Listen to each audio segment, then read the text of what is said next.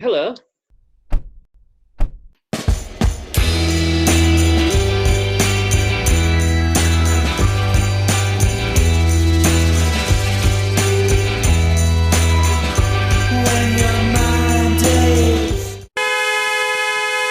Welcome tonight. Well, let's start with something that, I have never even heard of this film. I've heard of New Order. Who hasn't heard of New Order? But this is a New Order which was Nuevo Orden, to give it its Spanish title. Fantastic pronunciation. Very good, Charles. Yeah. Anyway, it's described by your A good self master as of languages. Mexican-French film Who knew it? from 2020. And Well, yeah. I had to look it up, Graham. You better introduce it to readers, really, as to why Well, I suddenly, thought to listeners, since the why are Oscars you are interested coming in up, it? Hmm. well, since the Oscars are coming up and the BAFTAs Yes. are on tonight, Yeah, during this podcast, in fact, they I are. thought I'd look at this. I'd finally look at this film, which I bought a while back on Blu-ray. This French-Mexican film called New Order, which isn't a documentary about the band, is a fictional drama which came out in 2020, and it did pretty well, and everybody thought it was going to get nominated for Oscars in 2021, and it just didn't. But I finally watched it. It's a really great film. So this is directed by great pronunciation coming up, Graham, again, Michel Franco, and starred Nevian Gonzalez Novin, Eligio Molendez, and Monica del Carmen. And it's a story. Well pronounced.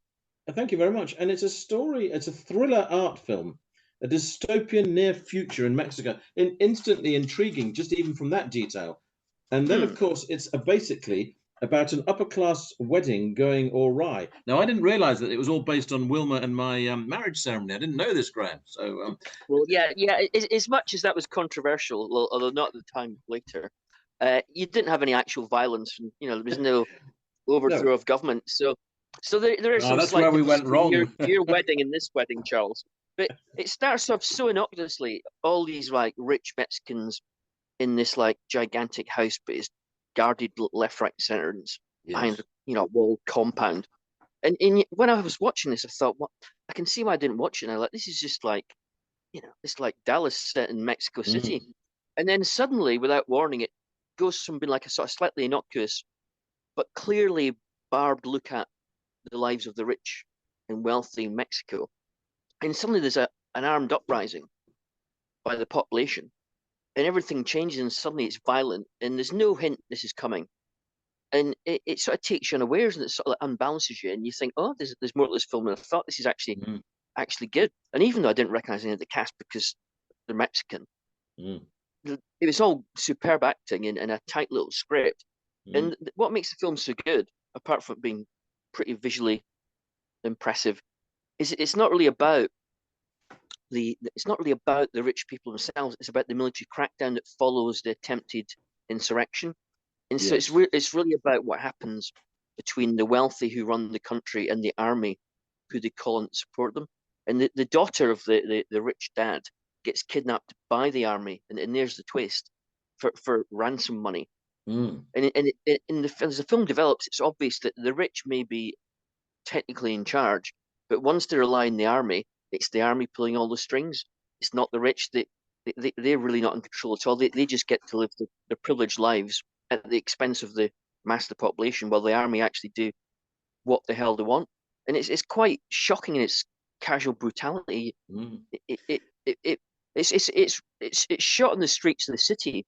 And it's a bit like, if you remember the beginning of 28 Days Later, where Cillian Murphy wakes up in the hospital and, the rest of the world's practically gone in London. And he wanders the deserted streets of London with signs of chaos everywhere else on all the streets. Well, this is like that in Mexico City. They actually, scenes of the army taking over and the insurrectionists are really well done, really, really convincing. When it refers to it as being set in a near future, and not just dystopian, but a near future, usually that basically means actually pretty much now. It is what could be coming next. It's as close as that. But what prompted then that in the Mexican political situation, which obviously must be at the heart of this thought, what prompted that into leading to Michel Franco making such a film? in the way that he did, which is, I guess, allegorical with it being an upper class wedding that's going awry.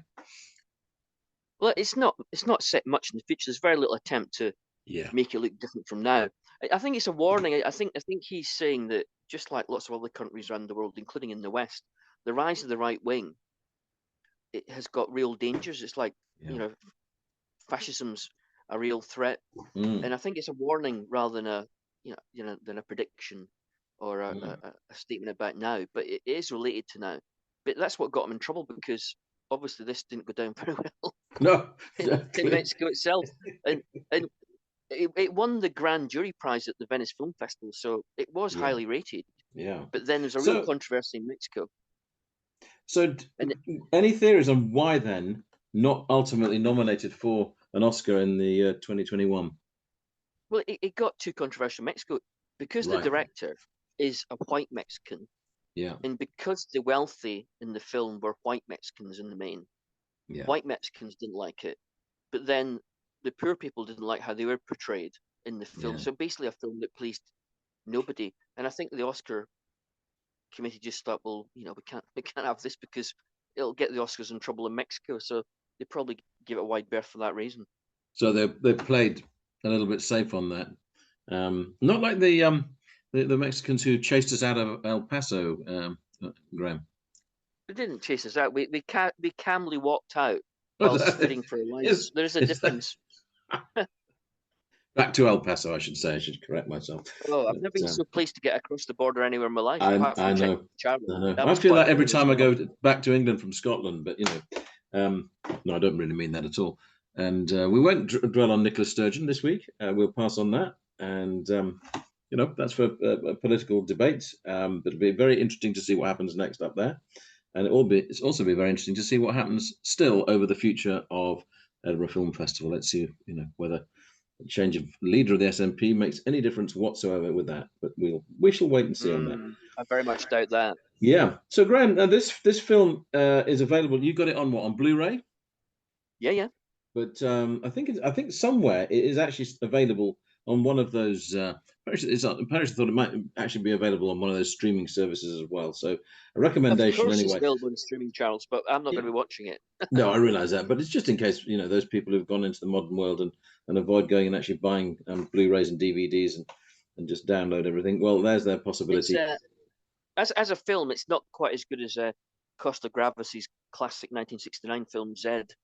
No. Which was about a military in Greece. Yes. With Yves Montand. And I think that it either won the Oscar or was nominated for an Oscar. It's not quite as good as that because ultimately it's too short. It lasts just under an hour and a half.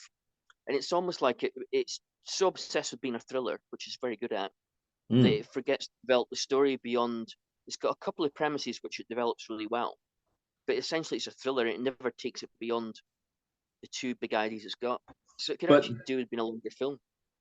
But it's also, from what I read up, having seen that it was a discussion point tonight, it's also quite an arty film in the way it's made. It's quite art house in the way it's made.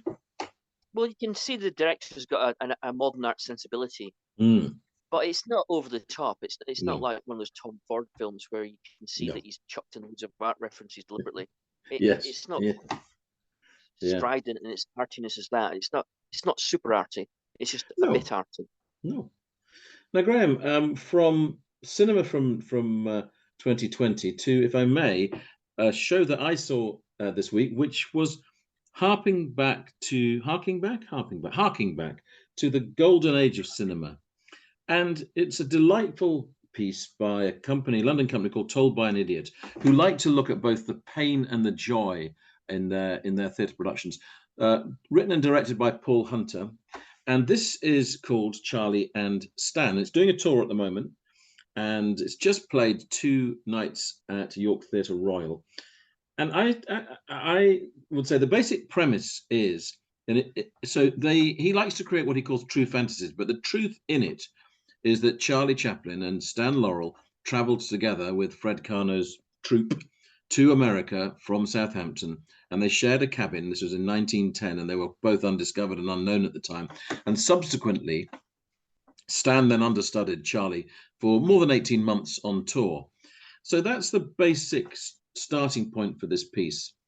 And the way the company decided to do it, they made one decision: let's have it at 90 minutes because that's the kind of length of one of Chaplin's films. Once he was doing the more serious work, if you like. And second decision they made was, let's do it in the style of a silent movie.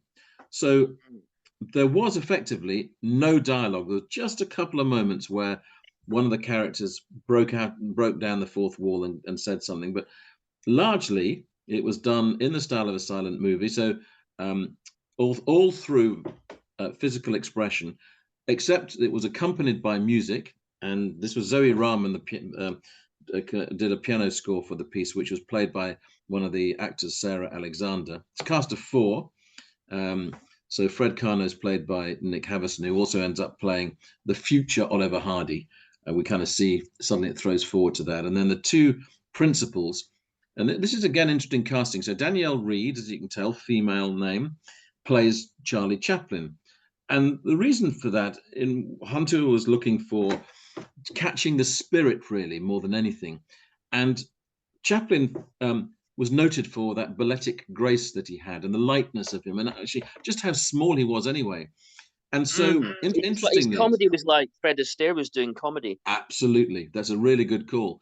And so Nijinsky famously said to Chaplin, "Where did you learn to dance?" And Chaplin said, I never learned to dance. I never learned to dance." So that's how impressed Nijinsky was by Chaplin. And the other character, the Stan Laurel character, is played by an actor called Jerome Marsh Reed, and Jerome is a black actor from London. So initially I was thinking, well, I don't stand any chance of getting this role, but he was chosen again for getting the spirit and the embodiment of Laurel beyond physical. And I think the point being made was the there, actor slim? Because Stan Laurel was notoriously slim. He wasn't quite as slim as that, but Right. but I mean, so again, sort of the framework of no, I mean, I'm not quite. I mean, you're right. Laurel was, Laurel, he always felt he could almost crumple him up like a straw. He was, so slim. But again, it was about getting the spirit of the character, and the clever little devices they used. So they used intertitles, as they're sort of fashionably called, which is those little notices saying sort of next scene or a little comment. So all that worked very well, and the music worked beautifully, and the physicality. But it was both funny and really moving because we had the background of Chaplin's story in it. So Charlie, his father, is shown to be a drunkard, sort of singing boozy bar songs. His mother is shown being tied up in a straitjacket for mental problems. So he had a really troubled childhood, which partly shaped how he was, partly shaping him as someone it might explain the cruelty of his silent comedy, because if you see silent shorts before you made loads of fantastic feature films, they're brilliant, but the humor is quite cruel. There's a lot of physical cruelty. It is, and it's the little man getting back at something, isn't it? That is there. And interestingly, also one of the other things that's within it is that famously Chaplin never mentioned Stan Laurel in his autobiography at all. Never touched on him. Really, that's interesting. Whereas Laurel kept paying tribute. Well, so the theory that Paul Hunter came up with was that Chaplin was always going to be the solo performer. He was a singular talent. He wasn't going to share the limelight from that point of view. Yeah. Whereas Laurel was keen to be a team player and ended up partnering, obviously, with Oliver Hardy. So that was his reading into it. Interestingly, it's a beautiful poetic scene towards the end. There's a version in which Laurel goes to visit Chaplin with a photograph taken from when they were on the SS Cane Roanoke traveling across. And in one version, the sort of fantasy version, he's there and he arrives to see Chaplin. Then suddenly it's played again, and the true thing that what happened is that Laurel made this journey to go and see Chaplin without telling him. It was a surprise call. But before he got there, sadly, Chaplin died, so he was never able to meet him again. So, and that's that'd be the 1950s. He died in the 50s, I think. Charlie that will be right. So so it played a little bit with time past, time present, time's future. But what I loved about it was just a reminder of the power. And this is on a stage. So this is a silent movie, as it were, being played. Well, the style of a silent movie being played out on the stage and completely working as a theatrical experience, and yet as viewers being utterly aware of what the references are, where it comes from. So although nothing was directly taken from the films, the movements that they did were all obviously I recognize that kind of movement that they're doing. So all that came through. So all the tropes of silent films were there. It's a beautiful, beautiful piece. It's worth checking out where else it is on tour. As I say, the company is called Told by an Idiot. It's a piece that they've done before, but they revived it for their 30th anniversary. And it really is exquisite theatre making, but also with that love of silent film, which is why all these years later, I continue to watch Laurel and Hardy's films, Chaplin's films, Buster Keaton's films. I'm not really a fan of silent movies per se. So and I know that, why not then? Let's put a blunt question. Well, why not? I don't love slapstick on its own. And when they started to make talkies in feature films, both Chaplin and Laurel and Hardy, it wasn't just built on slapstick, although they never really gave up on slapstick entirely. It was about ideas and characters and dialogue and making points about things. And that's the why Great Dictator, obviously, is a powerful that's example. why those films are still well known. That's why Chaplin and Laurel and Hardy haven't become obscure, even though they're quite ancient by modern cultural standards and quite old fashioned in terms of how they look, because they were made, in days of early Hollywood, like that film Babylon. Yes. So the reason they've survived is because they were so clever and they had heart and soul. So that's what's made them survive and give them longevity. I mean, yes. I mean, I can see you can see earlier works as being frippery and slapstick and not a lot of much else. But I think part of the beauty of the early pieces is just how much actually in a short piece you can get that's sublimely joyful. I take the point that they are more the Chinese courses of a meal. I get that, and maybe you want more. And actually, we're very blessed, obviously, they went on to they broke the gap between silent and talkies, and they both, of Laurel and Hardy, and of course in particular Chaplin, went to make, in Chaplin's case, politically powerful and meaningful pieces. Great Dictator, for example. So we can make the comparisons, but maybe that's why I like the comparison, Graham, because actually what they, in particular in Chaplin's case, they were. So I think the early delight of seeing just something utterly daft and playful, has its place. I mean, maybe you're just the intellectual sophisticate and I'm just the clown here, but I I'm sure that's not the case. Well, I suspect it is.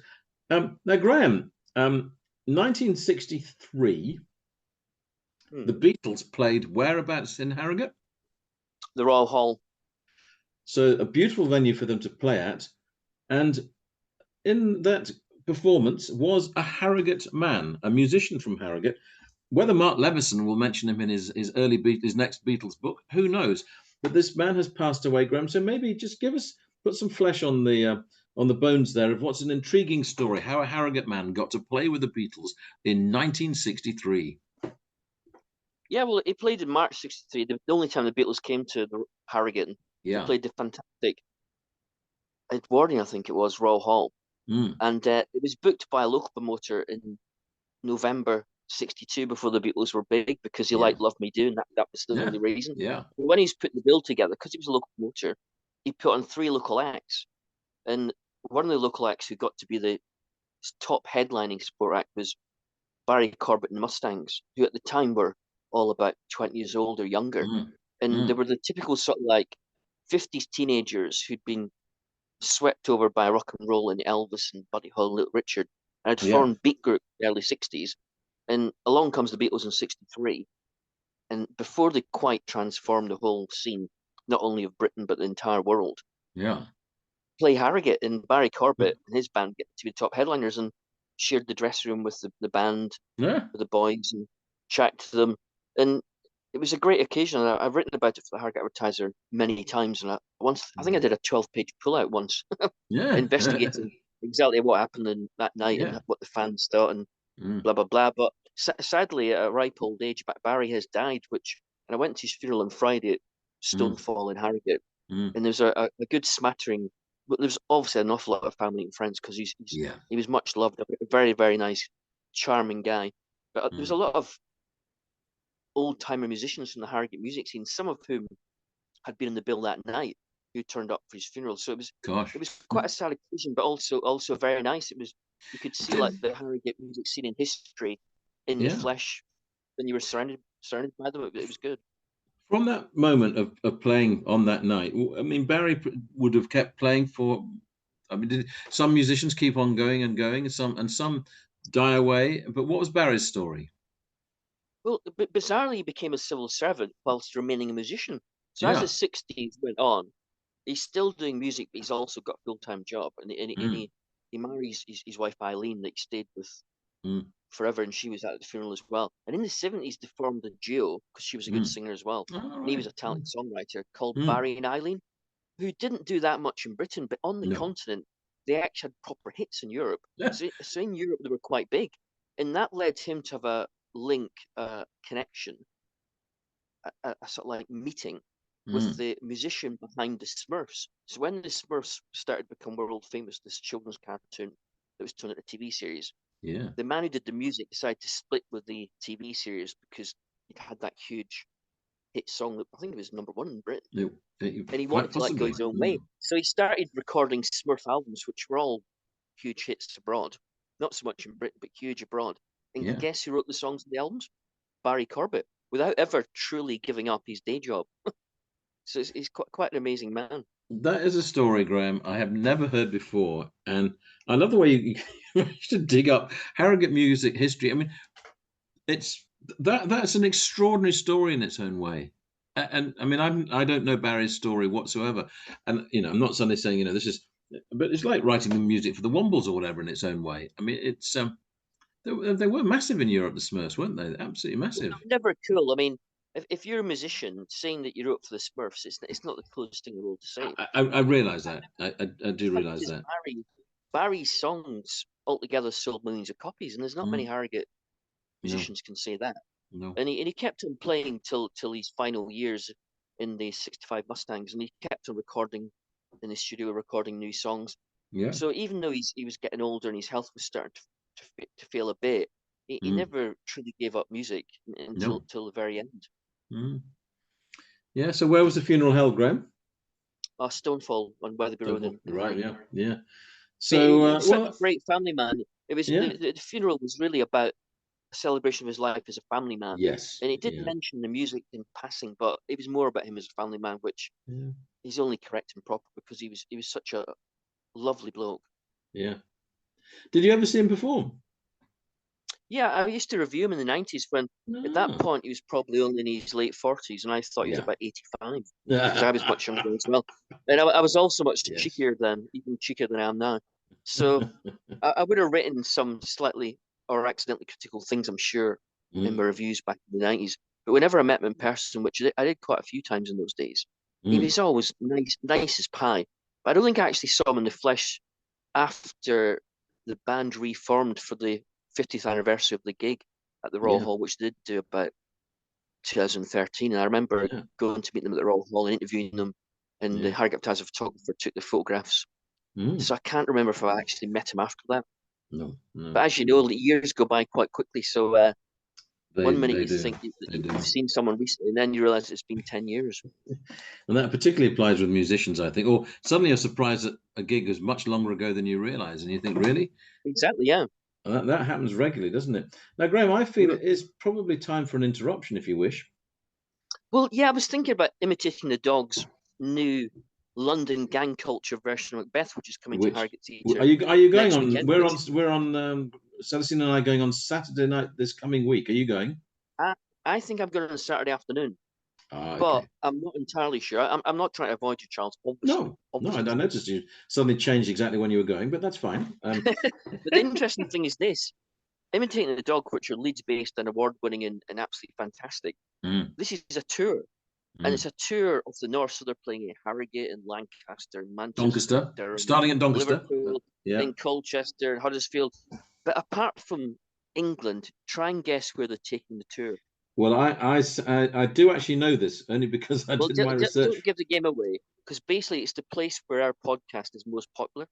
It is, and I think we're going to suddenly get a new boost in that country.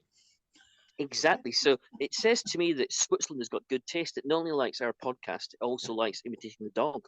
So It is there you interesting, go. isn't it? It's the only place they're taking it abroad. Yeah, I yeah. didn't actually ask Andrew Quick what the reason for Switzerland was. And It could actually, only it's be not. because Switzerland's got good taste.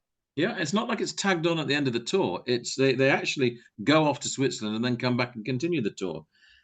There's another chance to see the show this week, depending on when Anthony gets this ready. But I think they're starting at Cast in Doncaster.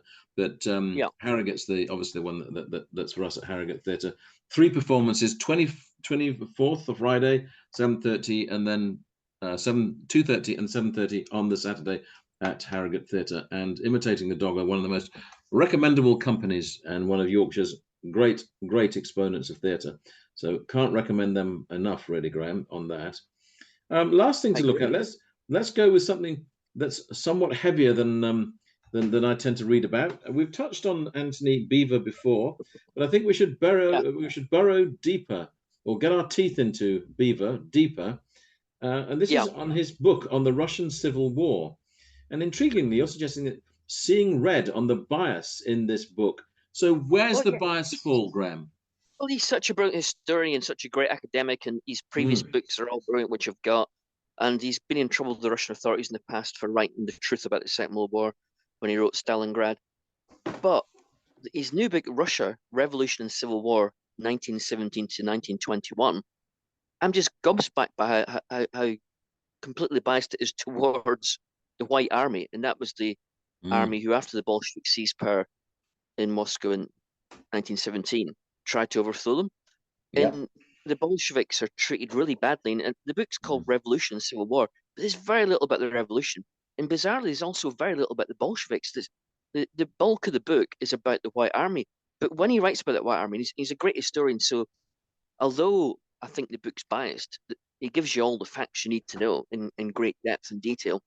So the White Army consists of liberals, moderate socialists, monarchists, Cossacks, US Army, British Army, French Army, Czech Army, Polish Army. And so it was a real mess. The white side, the anti-Bolshevik side, was completely chaotic and also completely brutal. Their behavior and the standard of their behavior was just absolutely appalling, especially the Cossacks, but the whole lot of them were pretty bad. The Czechs and the Poles were actually, and the US and the British and the French and the Czechs and the Poles, who were disciplined armies, they were shocked by how bad the White Army itself was. But there's a lot more about the White Army committing atrocities, which seems to be casual and almost de rigueur day after day. Then there's about Soviet brutality, and yet he keeps on having a go about the Bolsheviks being utterly brutal and utterly repugnant, when most of the book shows that the White Army was easily as bad, if not worse, when it came to casual brutality towards everybody, including civilians. And another thing he doesn't seem to recognize is that imagine if the Bolsheviks had behaved much better during the Civil War. Well, they might have lost because they weren't fighting people who were playing fair. So he might have wished the Bolsheviks had behaved better, but the other side certainly wasn't behaving well. So again, I don't see what the point of criticizing the Bolsheviks. Is it possible to behave well in war? Well, there are different standards. I mean, if you read about the Second World War, in terms of like random killings, killing prisoners of war, killing civilians, rapes, in the Second World War, if you read a lot about it, you discover that the British and the French and the Americans, their troops were in general well behaved. There were occasional atrocities and infringements, but in general, they didn't shoot prisoners, they didn't shoot civilians, they didn't do lots of rapes. But the Russian army did, and the Japanese army did, and the Germans did. But all the Germans tend to do that in Eastern Europe and Russia rather than the Western Front, where they in general they behave better. So it is possible to say that in war there are different standards of behavior by different armies at different times. But the White Army was totally appalling. It also wanted mainly the return of the monarchy and the return of the Tsar. It was really cruel to peasants who could have been its supporters if it hadn't been so horrible to them. And so I can't see. I mean, it's true the Bolsheviks became a dictatorship. The Bolsheviks were quite brutal. You know, was Soviet communism something to be applauded? Not really. But what was the alternative?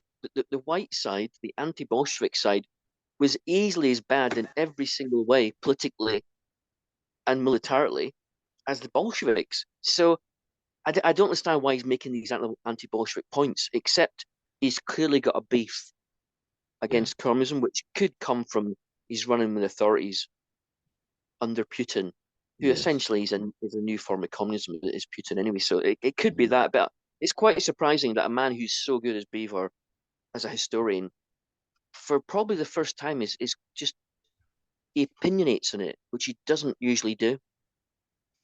How, Graham, does the behaviour compare with what's now going on with the Russian soldiers' behaviour when they go into the cities of Ukraine? And it's a good question. Basically, I think what it shows, if you look into the Russian army's behaviour in 1917 to 21, if you look at the Russian army's behaviour in the Second World War, if you look at Chechnya, and then you look at Ukraine, it's the same pattern. Undisciplined troops who are treated badly by their own officers, and they are treated badly, then brutalise both their opponents militarily and the civilian population. And it just seems to be a bit of a bad habit that they have. They tend to behave like that for whatever reasons. So it's almost like he wrote this book after the Ukrainian invasion. That's what I was wondering, Graham, whether that shaped the book at all. He couldn't have written most of it because it was published last year and the invasion began in, was it February last year? Yes, February last year. Yeah, we're about to come up to the anniversary. For it to be published last year, it must have been almost completed. By the end of 2021. But he may have revised bits of it. He may have put some things in. I don't. I've only talked to him once in my life, and I'm not going to phone him and ask him. Well, we look forward to you finishing that book and seeing if there's any further thoughts that come through. In our remaining minutes, I know we're sort of recording this as the BAFTAs are going on. What would give you pleasure to see win a BAFTA? Would it be All Quiet on the Western Front with its 14 nominations for a German-made film? I know this is going to sound really bad, but to be brutally honest, I don't really care. In general awards, that does sound pretty harsh. In general awards don't go to the right people. It's just a common thing. Even when there's lots of brilliant films or lots of brilliant bands or lots of great books, fairly often you're going to debate and you're going to disagree with what the choices are. But when you've got a time when I don't think there's that many brilliant films coming out, well, certainly not films that make the local cinema. Maybe they're streamed for a couple of weeks, then I didn't see them. But I don't think we're living in a golden era for mainstream movies. So I'm not actually that fussed. I wasn't that impressed by any of the nominees, although I haven't seen them all, but I've seen quite a few of them, and I'm not super impressed. What do you think? So I have seen All Quiet on the Western Front on the TV, and of course with these English subtitles. So interestingly, the whole point of the film was that it was giving a new version of it from the German side. That was the whole purpose of the film, and I do think it's very odd that they then go and show it with the English voices, which is deeply confusing when you're watching the film. But it is a hugely powerful piece of filmmaking. It's a devastating film to watch. The futility of war, which we've seen many a time, and probably never better summed up, as we know, than in the final minutes of the Rowan Atkinson and Stephen Fry and all the others going out to basically be shot down. The futility of war. Blackadder goes forward. Correct. For that to be in a comedy was arguably even more powerful. So it'd be interesting if you get 14 nominations. Chances are that maybe it'll win something. I haven't done my research to see whether the film The Sun has been nominated for anything. So there were, rather like the other day, this is kind of alarming me at the moment. Every choice that Celestine and I make to go to films, we're pretty much the only people who are seeing these films. Really? Yeah. So in fact, the other day there was the 4 people, and that was for the Nan Golden film about the artist and activist, the photographer and activist, and which is getting a lot of publicity, which we've mentioned in an earlier episode. This time for The Sun, so we're at Cineworld. It's the only screening of it that day. Instead, you can go and see the endless Ant-Man screenings forever and a day. So there were 4 people at the start of the film, just 4 of us in there. And the 2 others who were there, they left after about 20 minutes, presumably finding it boring. But I thought it's a devastating study of the difficulties of the consequences of parents splitting up and the If I can damage that say it one does. thing, Charles, Go if I on. can say one thing, I'm not disagreeing with you, but I do think cinema's in trouble, partly by COVID, partly because of streaming, partly because Yeah, difference of behaviours. Audiences have yeah, changed just in yeah, the last 3 or 4 years. yeah. But the demise of cinema has been predicted and proclaimed many times over It the last has. 100 It years, has. and it's always revived and it's always come again. So I think cinema's in trouble, but I wouldn't bet against it changing to No, survive and become no. prosperous. I mean, let us hope so. I mean, The Son, for me, is a very good example of superb filmmaking by Florian Zeller, who, of course, made The Father, the Anthony Hopkins, Olivia Colman film. The three plays, the third of which was the Mother. So presumably Florian will make a film version of that. And for me, it's still everything that's powerful in filmmaking that should be there. Very beautifully written, superbly acted, and strong directing technique and camera work. Nothing flash about it, just a very emotional story. Now, what's interesting is that the kind of story that's just not playing to audiences at the moment, Graham? I don't think the sort of audiences who would go to see that film have got the cinema anymore. I think what's Right. happened during COVID is that That's a interesting, isn't certain it? bunch of Mm, people have stopped going to the cinema. mm, And so the films that rely on that audience are now struggling. yeah. Kind of film that would But probably. I would say that the next book I'm reading is Quentin Tarantino's Cinema Speculation, so that's going to be quite interesting. Is that out yet? Yeah, it's out in hardback on I think it's Wadenfield and Nicholson, and it's all about his cinema influences, and he goes through it sort of chronologically. So I'm looking forward to reading that. Splendid. Time's out. Well, let's go, and we look forward to hearing about that soon in a future episode.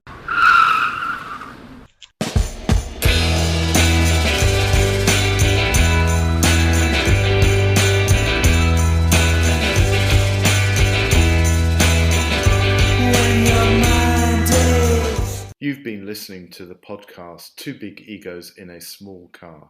Your hosts were Graham Chalmers and Charles Hutchinson.